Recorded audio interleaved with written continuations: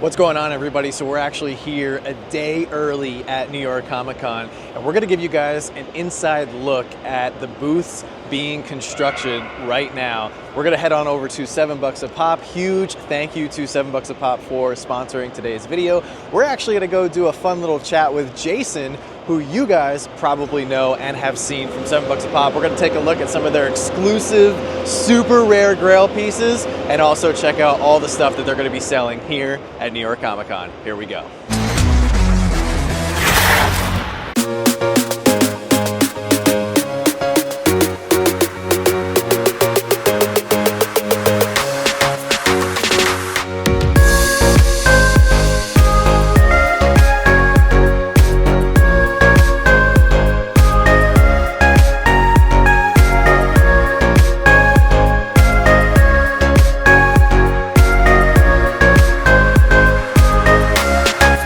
Guys, we are here a day early at New York Comic Con. All of the booths, including Funko, we've got $7 a pop, Thrill Joy, V-Friends is right here. Everybody's getting set up for day one tomorrow, but we're actually here at the $7 a pop booth with my man Jason. Hello. What's going on, Jason? What's Good up? to see you. It's good to see you. Finally meet you actually in person.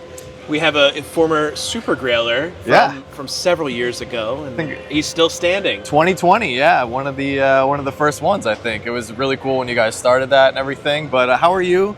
How are you excited for New York Comic Con? I'm always excited to be inside New York. It's a great city and good food, and we like this con a lot. Used to be SDCC was my favorite, but I think NYCC's taking over. Really? Because I get to drive up instead of flying, so it's much easier to get to. Yeah, absolutely. Well, we're here today to not only check out the booth a little bit, hang out with you. We actually have some really cool exclusives to show off, and you guys finally, about time, getting your very first pop exclusive. Yes, we have the Elvira and Gonk Moonlight Edition. And we have it on display here outside a box as well, so you could take a look at it. So this is our very first exclusive.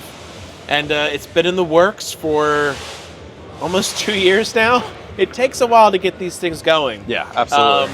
But when we had an opportunity to get one and have it be Elvira, we jumped on the opportunity because we're huge fans of Elvira, first and foremost. Of course. More importantly, and you're going to be one of the first people to see this. So one person's seen it first. Oh. But you're going to be the second people to see this.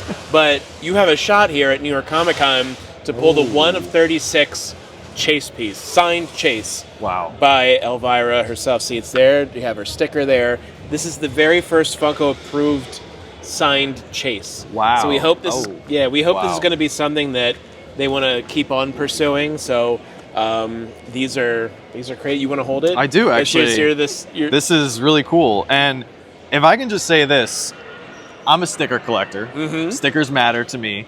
And there's a couple things you guys did with this pop, or somebody at Funko in coordination with you guys did a couple things that really make this pop stand out. And a crucial element of this pop is that Gonk here is actually raised above the sticker. Mm-hmm. And unfortunately, a problem with a lot of the pops where they have buddies over the years, they're blocked by that exclusive sticker. Yeah, what was the one from, I don't even remember what it was from, but the sticker had to go up here so they didn't hide out, it was a shared sticker. They did that for the New York Comic Con one with Jack and the Vampire Teddy. I think they brought that up. So the sticker was up here. It looked weird. And not only on top of that, with Gonk being raised, you actually have Elvira on the $7 a pop sticker itself, which is really unique. She's everywhere on this. It's fantastic and very well timed with it being October and Halloween. It is Halloween. Let's take the one that she's in here, if I can reach it. Pull down. Here we go. But if you look here, like the moonlight, it's the shading on top of the hair. Okay. On the edge of the, her cuffs there, on the bottom of the dress. Yeah. So here, you're holding it for it. Let's get Gonk. We're going to get Gonk out. Gotta get Gonk as well. Like, we're going to get our fantastic. She's also got the spiders on her dress and the headband and the bow. Oh, Joanna's famous for her bows. Look at that. And Gonk, Elvira rocking a bow as well. Gonk even has her, has the bow on there as well. Oh my gosh, yeah. Now, No, it's a really cool exclusive. You guys did a great job. Did you ever see Elvira, Mistress of the Dark, the movie? I did not see the movie, no, but I saw her in person. I know. I'm terrible. Everybody who watches our channel knows we're workaholics, so we haven't had a chance to see a lot of movies. But I did get to meet her briefly 2 years ago at Fright Night, just in passing. Nice. And she was fantastic. She was awesome. That was the year she was at our booth as well. 2022. Yeah. Yes, we're gonna say that. 2022. 2022, yeah. Yes. Absolutely. So really exciting. Now, if you want to try to get this signed chase, you don't have to actually come to New York Comic Con, correct? That's right. We have them. You can pre-order them on the website. But if you want to be among the first to be like us and hold them in your hands, you could come here, booth 1018, and get them in person. You can go to Funko. Stop here. You can go to Funko Thrilljoy. Stop here. Go here. You could do your errands. Just make sure this is part of it. Pick them up now. You can have them in your hands. Of course, which is awesome for the people who are coming to New York Comic Con. Unfortunately, it is expensive. It's tough for people to take off work. So if you guys can't come to New York Comic Con, the link to potentially get one of these is down in the linked comment below. I will make sure people have access to that. So yeah, and they're going to ship in a couple weeks. So that's amazing, and we're definitely going to get one here. I'm super excited. And but this isn't the only exclusive that you guys have at the booth. We don't. We have. I was looking at this earlier. This is our gold Pharaoh Chomp. The cool thing about it's a limited edition of 200. They started numbering them on the feet. Oh. So take a look at that. Oh wow! You guys are making it tough. So we are not huge Chomp collectors yet, but you guys are making it hard not to collect Chomps. Those are amazing, right? Look at that, individually numbered and everything. Very cool with the Abominable stamp on there. This is a really nice one. Yes. And oh, look at all the detailing on the back too. That's awesome. Hieroglyphics. Let me be specific. Yeah. The other things you can pick up, we have Handmade by Robots, That's exclusive right. Jawbreaker Chomp. We have a couple handmade by robots in our collection. This is very nice. Yeah, what is this? What's the cost for this one? These are 20. Oh, 20. That's not bad. Yes, this is 20. This is Okay. limited to 240 pieces. Okay. For this one, the Pharaoh is, I'm sorry, the Chomp Tut. I keep saying Pharaoh. He looks like a Pharaoh. Yeah, it's not your fault. There's 200 pieces, and that's going to be $55. Okay. So you can pick those here. We have a limited amount also dropping online. But if you're here, come do it. And Connor's going to be signing here on Saturday, I think. Okay. One of those days. Okay. We have that listed somewhere. We also have, if you're a fan, let's say you're not a Chomp fan, but you're a horror fan, you love Ghostface. We have 2 Ghostface this year, handmade by robots. This is the pumpkin glitter. Ooh. Joanna really likes this one. Anything sparkly, she's all about it. So we're probably going to be walking away with one of these. Yeah. Once again, I got to take 2 seconds and commend you guys for the sticker. Like, that is so cool. Like, $7 a pop logo with the tiny little New York Comic Con logo on there as well. Like, that's just really clean. Thank you. It's good. This is actually our exclusive. For this one, we're the first to market on this one. This is a scented Ghostface candy corn, and okay, you can give it a whiff if you want. See if you can. Oh yeah, no, it definitely has that smell. That's crazy. Yeah, so we're the first to that one. Wow. This one, the pumpkin glitter, just smells like plastic, so that doesn't really smell like anything at all. So you don't have to worry about that one. Everybody knows what that smells like. Yes, but the candy corn's really. We're super excited about that one. No, it looks fantastic. Fits the season for everything else. It looks we fantastic. also have a bunch of pins here. You can see. We have our Brian Cook collaboration, the Buttworthy pin, and also 7 butts a pop. We definitely have to get a few of those. Yeah. We have the Priscilla Wilson collaboration for Sune. This is a orange and purple glow. Okay. Sune variant. And you What's can that? Is that one available? The mummy one? at That one's Priscilla's cool. booth in Artist Alley. You Okay. can go to, We'll have to go grab that H8, one. H10, somewhere in the H's, but really close by. Okay. But you can complete the set with that. Plus, we have a mystery grail pin as well. You can get for $10, and the butts pins $12 for a butt. It's not bad. Yeah, it's good for a butt. The Sune pin is $15. Okay. But these are, and plus you get this fun little lanyard that has all of our brands on it. Yeah. We have the Dragon Ball Z Signature Series mystery box. We got all kinds of things. This is like, it's a big year. It seems like it. Now, Yes. as somebody, because I know there's some people who we've talked to who are coming not necessarily Thursday and Friday, they're coming Saturday and Sunday. Are you guys parceling out the limited pieces per day? Yes. Okay. Yeah, Just they to will. make sure. Okay. Yep. Cool. Unless someone threatens us with violence, then we'll have to Hopefully talk about it. But yeah, so they'll be parsed out per day, Okay. and so that way, if you're only coming on Sunday, hopefully there'll be some left for you on those All days. right. Very nice. Well, shifting gears here, we have to talk about this fire grail case Oh my that's heavens. right next to us. Like, oh my God.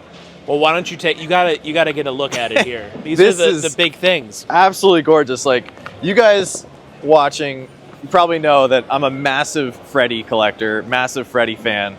But this is like the holy grail. Like, I'm surprised there isn't 2 permanently staged security guards right here surrounding this case. They're Like, very tiny, but they're here somewhere. Don't worry. it's absolutely insane. I mean, wow. And some of these I am lucky to have, but not by any means. I do not This have isn't most even of these. all of them. No, I know. I'm sure you guys have. Well, you saw More. You were here last year, right? Yeah, absolutely. So you saw our Museum of Fun. You saw all the. This is just a parsed down version of it. This is our holy grail, by the way, right here. This is the one that we were never able to grab for our collection, the 96-piece Heath Ledger Joker Freddy. Love that one so much. And there was a time where you could have gotten that for much less than that. Oh, yes. Oh, For yes. quite some time. So I'm lucky enough, I have 2 24 pieces in my collection, and I got them both for $1,100. And now, like, obviously, like... Well, you could sell one of those and definitely grab that one and still have some money left over for That's a nice true. dinner. That's true. On the Upper West Side. So this maybe will work out. maybe one year I'll hit you guys up. But you zoomed in a little bit to give everybody a closer look. I mean, there's some real incredible pieces. Now, some people don't know what some of these characters are. Like, for instance, a lot of people think this one is just a regular Freddy, but this is actually the Superman version of Freddy. It's the Super Freddy. I wouldn't say it was Not necessarily Superman, but like Super Freddy. Yeah, so in a long time ago, when Wacky Wobblers were all the rave in the world, Super Freddy was one of the very first Funko exclusives they did for Fun Days #1. Okay. It was a 48-piece. It was on a Mighty Mouse body, and they just put Freddy's head on it. So if you look at it, he has a tail. It's a fun story. But they had the Super Freddy, and when this came out in pop form, I was real excited to get it that year because I was like, oh boy, it's a Super Freddy. Just to have it match up with the Wobbler version, it was kind of just like having all the worlds kind of collide and come together, and Right. it was a really cool moment. That was a great Freddy pop to have. Yeah, no, it's very rare. I mean, only 48 pieces. 48 pieces, but From that 2011. was. But the thing is, with 48-piece numbered things, that was like kind of like the standard of the rare pieces at Fun Days we used to get. Like one year, the Wobblers, we had a bowling Freddy, we had a space Freddy, we had a mini, like Bone Daddy Freddy. It was he was in a zoot suit, and the mini space Freddys, and they were each 48 pieces, and you got 2 and 2. So you basically had to go and trade to get a complete set with everybody. Right. So that's harkens back. So that's why 48s, and then eventually 24s and 12s. Like they shrink and shrink and shrink. Right. And that's the thing where having those numbered counts back then. That's what they meant. That's where they came from. They were rooted in the history of fanatic collecting and Fun Days. Now, thankfully, Funko seems like they are leaning more into that again. I mean, this past Fun Days, only a couple months ago, there was 50 pieces. 50 pieces. Which was nice. They were great. Especially if you pulled one. You were pretty happy with it. Yeah, very happy. Yeah. I would have. I hope they would do. Hope they do more next time. I hope they give a whole bunch of limited pieces. Keep going around that. Now, do you think, because obviously you've been in this hobby / business / fandom for a long time, do you think Funko actually doesn't release as many limited pieces because they know how much demand there is on the aftermarket? No, I just think they're getting back to it. I think you're going to see that show up more and more because it's what people want. I mean, even still, you're getting a 500 piece, 350 pieces. That's still like a low run. It's something you want to collect and keep. It'll maintain value, and it's nice to have something that is limited instead of just getting something that's, this is a 10,000 piece run. It's just sort of like you got not us as special. You get us used to 48s, for so many years. Or 480 pieces even for some of the and they're doing that with some of their exclusives this year with the Funko Fusion. Yeah. 500 pieces, show only. Right. That kind of stuff you need to. I'm glad they're doing it. Yeah. And I'm glad I'm getting in on Sunday so I can get those. So. Oh, there you go. You got a Funko booth slot. Oh, there you go. Now, one thing that Funko doesn't necessarily do too much anymore, they do it occasionally, but a lot of the Freddys we get are almost head swaps, where if you look at some of the older Freddys especially, I mean, they just did such a good job actually taking Freddy and conforming it to whatever character he's cosplaying as. Like this lock. See, it's locked because you can't get in here. But yeah, like the V for Fredetta, F for Vendetta, however we're gonna call it. The V for Vendetta Freddy. I mean, that one is, they completely altered the mask for it. Gene Simmons, they did it. Leatherface Freddy. It's a little different. They put the crown on. And the Martian Freddys especially, I mean, they just went all out. Yeah, that's a completely different head. But yeah, the Martian Freddys are beautiful, like very, very rare. I kind of wish there was more. I wanted more of the Martians in general. The only one I kept was the regular release. I needed money, as everyone does. Yeah, no, absolutely. I mean, that's what happens. You collect, you go heavy, and then you see, you're like, oh, wow, that's really expensive now. I might need to sell it to make some cash, and that's okay. To have it all in the clan, and we have the Stranger Things set that's down there. I don't know if you happen to see those. Yeah, I was laughing with Joanna earlier. Like, you guys have so much fire in this case. There's actually 2 24 pieces here on the bottom 2 shelves, right here with the Black Ranger. Which was really cool. Now, something special really quick about the Power Rangers, I like how they've added on to that line. Like recently they gave us a different version of the Blue Ranger for Fun Days this year. 2 different ones. You had a metallic and a glow. Yeah. And then down here, this set is beautiful. This set is actually a set that I would love to complete myself someday. Look at the 24-piece gold chrome Freddy. Like, that is just, it's simple but so beautiful at the same time. And there's the 500-piece HQ grand opening. Yeah, that one's nice as Emerald Freddy down there as well. Now, you guys actually have prices on these. Yes. But do you expect... Did anybody walk up last year and buy something crazy? I don't remember if they were for sale last year. Oh, yeah. We sold quite a bit. And this year, when we did... or San Diego, someone came up and purchased the original clamshell Batman. Oh, yeah. And the regular one that was in the pop box. So they bought the Funko Force 2.0 and that one. So that was a nice sale. Yeah. That was good. Oh, yeah, for I sure. don't know if you saw, Chun-Li came up and he purchased the SDCC Boba Fett. Oh, wow. So, yeah. Wow. So we got to be on there with that and negotiate. So that was fun. Go awesome. find that in our videos. That's a fun one. That's awesome. So the other 2 pieces that we definitely have to talk about here are 2 types of Funko items that I would venture to say a lot of people don't know very much about. But obviously, you have quite a bit of insight. I have some knowledge. Just a little bit. The Retro Freddy designs from up there, they're numbered. You can actually go check on the back there. It was signed by Brian. Did he number that one? Wow. This one is signed. I don't see a number. Was there anything written above it? Don't touch it, it's expensive. I'm not touching it. It just says Funko, right? Funko. I don't know what it says. Definitely looks like Brian's signature. But that's Brian's signature. He signed them to kind of authenticate them. Okay.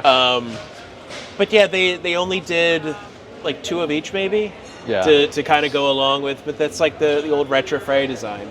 But my favorites are the Wobbler Banks, which use the Less Than Jake Evolution Kid design for the banks they did there, and they just put Freddy's head on it, and they put it was computer sitters, where the miniature wobblers, they would sit on your computer. Right, so they just head swapped that, repainted them.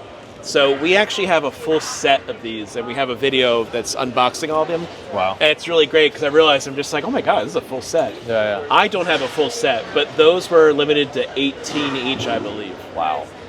And those were given out at Fun Days. Same with the Retro Freddy's. Yeah, those were just given away. It says 8, so I'm guessing 2008 on that one?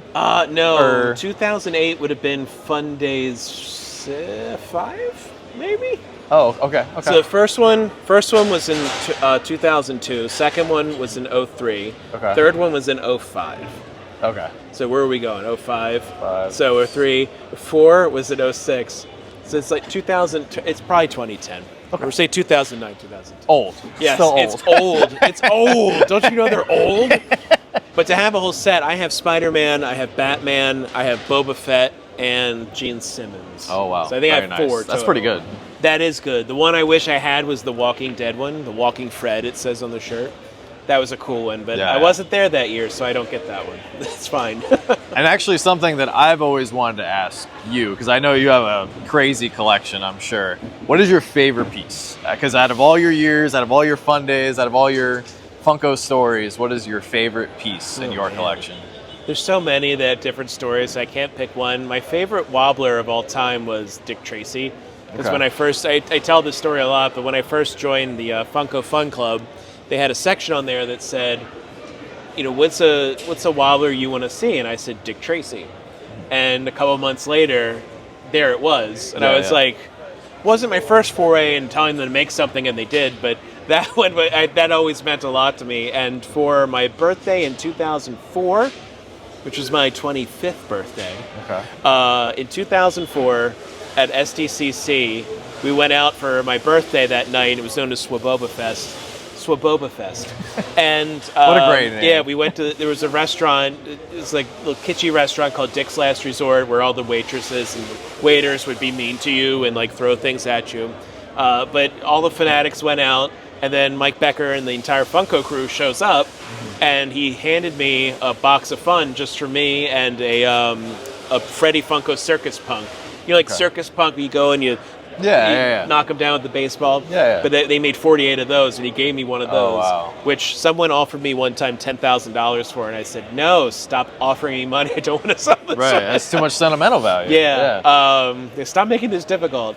But he gave me the wobbler, and it was the Mighty Mouse body with Dick Tracy on it, and underneath on the base it said Swaboba Fett, have a very happy birthday. Oh, so wow. I have that. So those would be my favorite pieces. So yeah, they didn't make a Dick Tracy pop yet, so that can't be my favorite. But my favorite is whatever you like. So what do you like?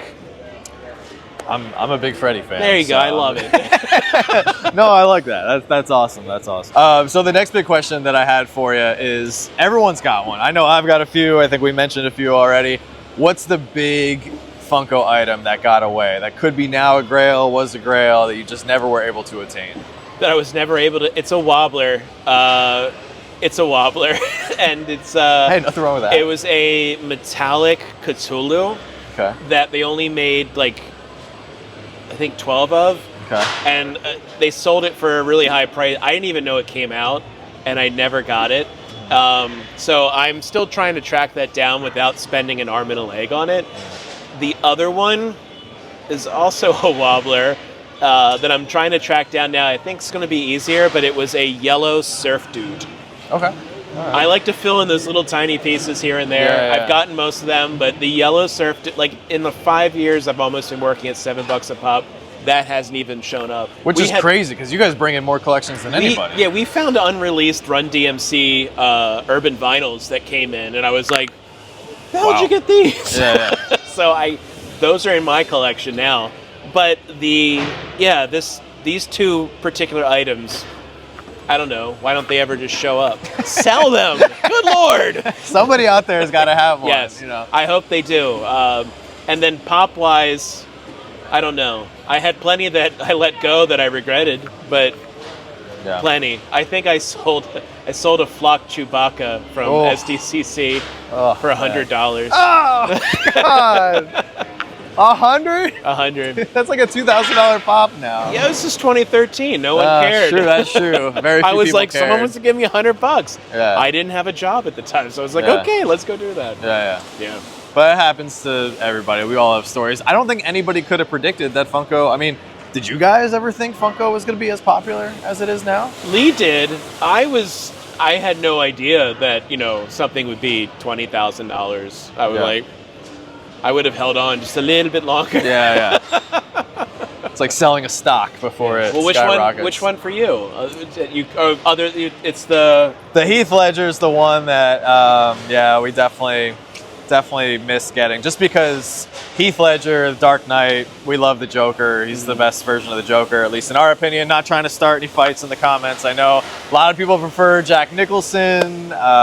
But yeah, he's our favorite Joker. So I think that's the biggest one. But I also had, so I started collecting in 2013, but I started collecting when I was a poor college kid. So I didn't have a lot of money, but I went in very aggressive because I thought, I had a hunch that things would get more expensive. I had no idea that they would get this expensive. So, I mean, there's several pieces in this case that I picked up for dirt cheap, like the Power Rangers when they first came out in 2017. Yeah, no one wanted them. Nobody wanted them. Yep. Nobody wanted them, and now didn't. everybody wants them. I traded mine when I got them. Oh, jeez.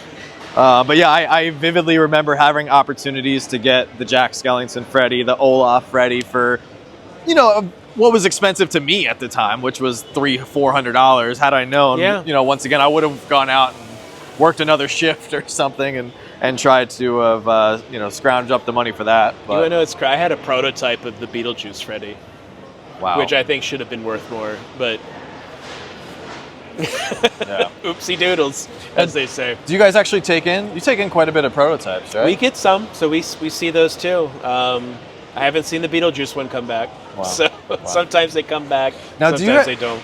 You guys obviously, you take in a lot of really cool items all the time. How do you trace the lineage of the prototypes? Like, how do you get the exact value? Because we know where we get our stuff from. Okay. So we're not going out there outsourcing. We don't want scrappers. We don't want, you know, any of that. We don't want any, because when people who are buying prototypes, they're very particular about it. AP sodas too. They're just like, where did it come from? And it's like, we know where it came from. Trust me, it's fine. Yeah. I don't want any part of it either. We've gotten stuff in the past that we've sent back because it's like sketchy. I don't like it. Yeah. I don't trust where you got it from. So no, go.